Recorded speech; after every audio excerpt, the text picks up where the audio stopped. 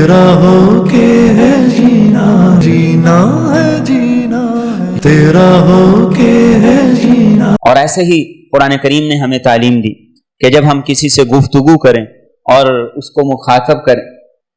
اس کو گفتگو کرتے ہوئے، اسے مخاطب کرتے ہوئے ہمیں اس کے اندر کی خیر کے جذبات کو تحریک دینی چاہیے، اس کے اندر کے خیر کے جذبات کو ابھارنا چاہیے۔ اللہ رب العزت نے کیا خوبصورت انداز میرے اور آپ کے لیے استعمال کیا، ذریۃ من حملنا مع نوح، فرمایا کہ تم ان نیک لوگوں کی اولاد ہو جنہیں ہم نے نوح علیہ السلام کے ساتھ کشتی میں سوار کیا تھا،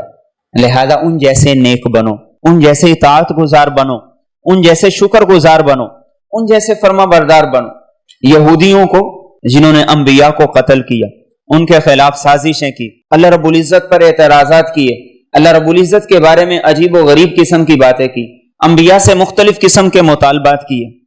اللہ رب العزت جب انہیں مخاطب فرماتے ہیں تو کیسے مخاطب فرماتے ہیں؟ یا بنی اسرائیل، اے یعقوب علیہ السلام کی اولاد۔ یہ نہیں کہا جاتا کہ اے ملعون یہودیو،